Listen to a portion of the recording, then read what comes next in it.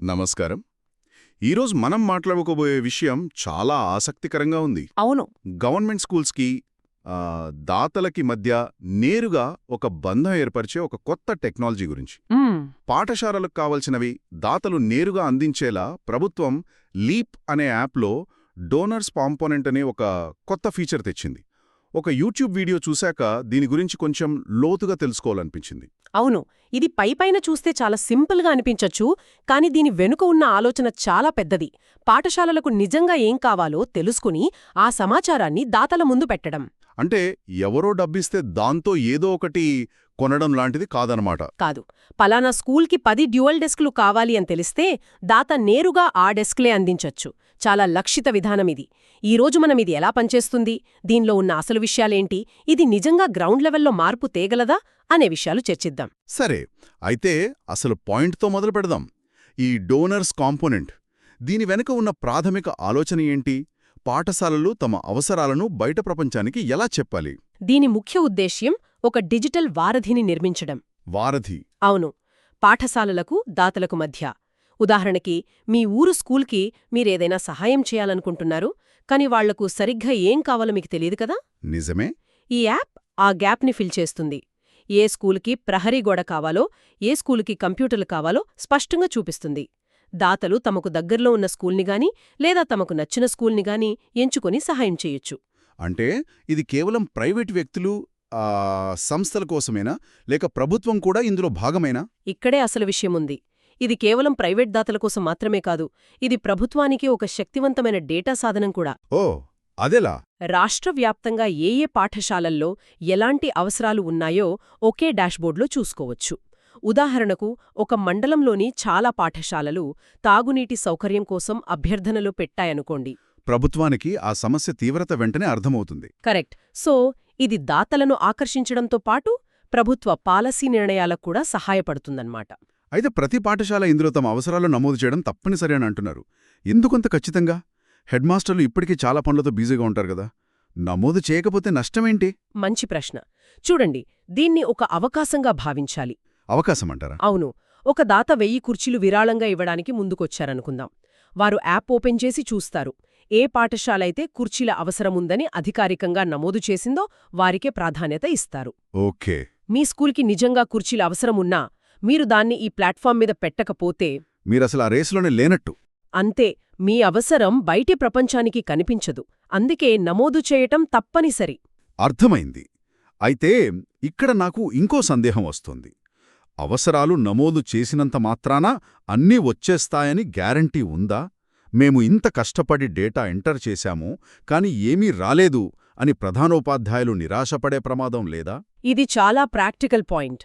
అందుకే మూలంలో కూడా చాలా స్పష్టంగా చెప్పారు, అది రావచ్చు, రాకపోవచ్చు అని. ఇక్కడ మనం అర్థం చేసుకోవాల్సిందేంటంటే, ఈ యాప్ ఒక గ్యారంటీ స్కీమ్ కాదు. ఇది ఒక అవకాశం కల్పించే వేదిక. ఇది మీ అవసరాన్ని డిజిటల్ రూపంలో అందరికీ కనిపించేలా చేస్తుంది. ఆ తర్వాత దాతలు ముందుకు రావాలి. అవును. లేదా ప్రభుత్వం ఆ డేటాను చూసి నిధులు కేటాయించాలి. సో ఇది మొదటి అడుగు మాత్రమే. కాని ఈ మొదటి అడుగు వెయ్యకపోతే తర్వాతి అడుగుల ప్రసక్తే ఉండదు.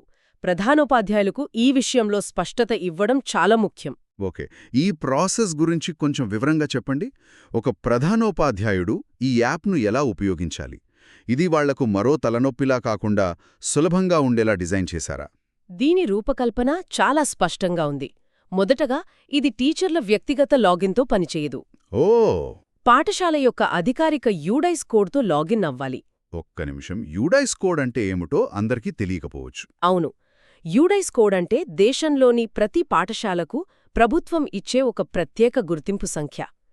Unified district information system for education అంటారు.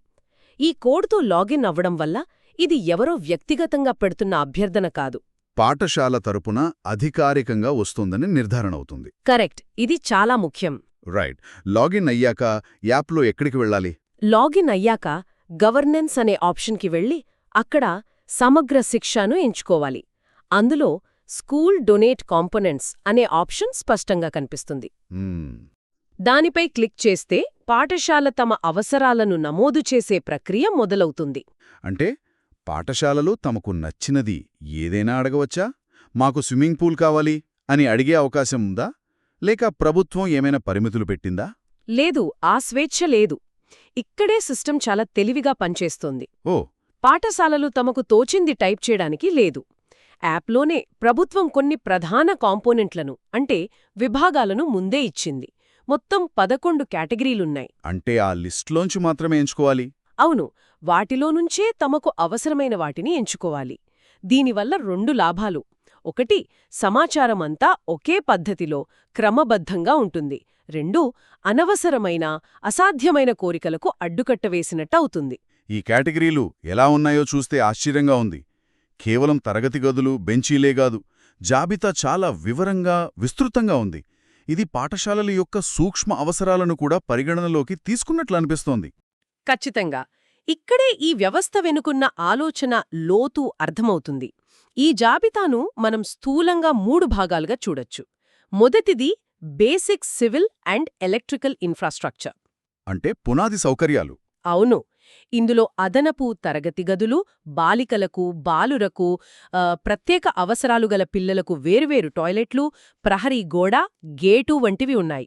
భవనాల గురించి బాగానే ఉంది, కానీ కరెంటు సౌకర్యం లేకపోతే అవన్నీ వృధా కదా?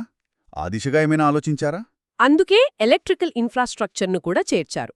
ఫ్యాన్లు, లైట్లతో పాటు సోలార్ ప్యానెళ్లు, జనరేటర్లు, ఇన్వర్టర్లు కూడా అడగవచ్చు. వావ్! అంటే కేవలం మౌలిక సదుపాయాలే కాదు, పాఠశాలలను ఆధునీకరించే దృష్టి కూడా కనిపిస్తోంది. 10 ఏళ్ల క్రితం ఒక ప్రభుత్వ పాఠశాల సోలార్ ప్యానెల్ అడగడం మనం ఊహించగలమా? టెక్నాలజీ, ఆలోచనా విధానం ఎంతలా మారుతున్నాయో చెప్పటానికి ఇదొక చిన్న ఉదాహరణ. నిజమే. ఇక రెండో భాగమేమిటి? రెండో భాగాన్ని మనం class room and student welfare అనొచ్చు. తరగతి గది అవసరాలు, డ్యూవల్ డెస్కులు, గ్రీన్ బోర్డులు, టీచర్ టేబుళ్లు వంటివి కామన్. కానీ నన్ను ఆకట్టుకున్న విషయమేమిటంటే ఈ జాబితాలో లార్జ్ ఫాంట్ టెక్స్ట్ బుక్స్. అంటే పెద్ద అక్షరాలతో ఉన్న పాఠ్యపుస్తకాల? అవును, ఆ ఆప్షన్ కూడా ఉంది. వావ్! ఇది నిజంగా గొప్ప విషయం. అంటే దృష్టిలోపమున్న విద్యార్థుల వంటి సూక్ష్మమైన అవసరాలను కూడా ప్రభుత్వం గుర్తించి సిస్టంలో చేర్చిందనమాట. అవును, ఇది కేవలం జాబితా నింపడం కాదు, అట్టడుగు స్థాయిలో ఉన్న విద్యార్థుల గురించి కూడా ఆలోచిస్తున్నారని చూపిస్తుంది. సరిగ్గా అదే. ఈ జాబితా ఇంత వివరంగా ఉండటంలోనే అసలు విషయముంది. ఇది కేవలం దాతల కోసం కాదు, ప్రభుత్వం దగ్గర ఎంత ఖచ్చితమైన డేటా ఉంటే అంత మెరుగైన పాలసీ నిర్ణయాలు తీసుకోగలదు. ఎలా? ఉదాహరణకు, రాష్ట్రవ్యాప్తంగా 100 పాఠశాలలు లార్జ్ ఫాంట్ టెక్స్ట్ బుక్స్ అడుగుతున్నాయంటే విద్యాశాఖకు అదొక పాలసీ ఇన్పుట్ అవుతుంది. బహుశా వాళ్లే నేరుగా వాటిని ప్రింట్ చేయించి ఆలోచన చేయొచ్చు. సరే, ఇప్పటివరకు మనం ఇటుకలు, సిమెంటు, పుస్తకాల గురించి మాట్లాడాం. కానీ అసలైన మార్పు డిజిటల్ మౌలిక సదుపాయాలతోనే వస్తుంది కదా? ఆ విషయంలో ఏముంది? అదే మూడో భాగం, digital health and co-curriculum activities. Okay. ఇందులో డెస్క్టాప్ కంప్యూటర్లు, స్మార్ట్ టీవీలు, ప్రింటర్లు, చివరికి సీసీటీవీ కెమెరాలు కూడా చేర్చారు. ఇది విద్య నాణ్యతతో పాటు భద్రతకు కూడా ప్రాధాన్యత ఇస్తున్నట్లు సూచిస్తుంది. రైట్. వీటితో పాటు క్రికెట్, వాలీబాల్ కిట్లు, ఫస్ట్ ఎయిడ్ కిట్లు, వాటర్ ప్యూరిఫైయర్లు, ఇలా ఒక విద్యార్థి సంపూర్ణ వికాసానికి అవసరమైన చాలా అంశాలున్నాయి. చివరిగా పాతవాటిని బాగు చేసుకోవడానికి మెయింటెనెన్స్ అండ్ రిపేర్స్ అనే విభాగం, వీటన్నిట్లో లేనివి అడగడానికి అదర్స్ అనే విభాగం కూడా ఇచ్చారు. ఈ జాబితా ఇంత పెద్దదిగా ఉండడం మంచిదే, కానీ దీనివల్ల కొన్ని పాఠశాలలు తమకు నిజంగా అవసరం లేనివి కూడా అడిగే అవకాశం లేదా? అడిగితే పోయేదేముంది అని అన్నీ టిక్ చేసే ప్రమాదం ఉంది కదా? దీన్నెలా నియంత్రిస్తారు? మంచి పాయింట్. ప్రస్తుతం మనకున్న సమాచారం ప్రకారం ఈ అభ్యర్థనలను పర్యవేక్షించడానికి మండల, జిల్లా స్థాయిలో ఒక మెకానిజం ఉండే అవకాశం ఉంది. ఒక పాఠశాల అడిగిన అవసరం వాస్తవమైనదా కాదా అని క్షేత్రస్థాయిలో పరిశీలించే అవకాశం ఉంటుంది. లేకపోతే ఇదొక కోరికల జాబితాలా మారిపోతుంది. అవును, ఆ ప్రమాదముంది. అయితే యూడైస్ కోడ్తో లాగిన్ అవ్వడం, హెడ్ మాస్టర్ బాధ్యత వహించడం వల్ల కొంత జవాబుదారీతనం ఉంటుంది. ఓకే. మొత్తం మీద చూస్తే ఈ వ్యవస్థ పాఠశాలల నిర్వహణలో ఎలాంటి మార్పును తీసుకురాగలదు? దీనివల్ల కలిగే ప్రభావమేమిటి? 3 ముఖ్యమైన ప్రభావాలు కనిపిస్తున్నాయి. మొదటిది మీరు ఊహించినట్లే పారదర్శకత. ట్రాన్స్పరెన్సీ. అవును, దాతలకు తమ డబ్బు లేదా వస్తువులు ఎక్కడికి వెళ్తున్నాయో, ఎలా ఉపయోగపడుతున్నాయో స్పష్టంగా తెలుస్తుంది. మధ్యవర్తుల ప్రమేయం తగ్గి దాతకు, పాఠశాలకు మధ్య నేరుగా సంబంధం ఏర్పడుతుంది. ఇది మరింతమంది దాతలను ప్రోత్సహించడానికి కూడా దారితీయవచ్చు. తమ విరాళం సరైన చోటికి చేరిందనే సంతృప్తి వారికి లభిస్తుంది. ఇక రెండో ప్రభావం రెండవది మనమిందాకనుకున్నట్లు డేటా ఆధారిత పాలన. Data driven governance. కరెక్ట్. రాష్ట్రవ్యాప్తంగా ఉన్న వేల పాఠశాలల అవసరాలు ప్రభుత్వానికి ఒకేచోట కనిపిస్తాయి. ఏ ప్రాంతంలో ఎలాంటి సౌకర్యాల కొరత ఉందో మ్యాప్ చేయొచ్చు. ఉదాహరణకు, ఒక నిర్దిష్ట గిరిజన ప్రాంతంలోని చాలా పాఠశాలలు టీచర్ క్వార్టర్స్ కోసం అభ్యర్థనలు పెడితే అక్కడ ఉపాధ్యాయుల నివాస సమస్య తీవ్రంగా ఉందని ప్రభుత్వానికి అర్థమవుతోంది. ఎగ్జాక్ట్లీ. భవిష్యత్తులో నిధుల కేటాయింపునకు, విధాన రూపకల్పనకు ఈ డేటా బంగారం లాంటిది. ఇక మూడవది, ఇది నాకైతే చాలా ముఖ్యమైనదిగా అనిపిస్తోంది. ఇది ప్రధానోపాధ్యాయులలో ఒక కొత్త బాధ్యతను, చొరవను ప్రోత్సహిస్తుంది. ఖచ్చితంగా. దీన్ని మనం యాక్టివ్ లీడర్షిప్ అని పిలవచ్చు. ఇది పాఠశాల ప్రధానోపాధ్యాయులపై ఒక కొత్త బాధ్యతను మోపుతోంది.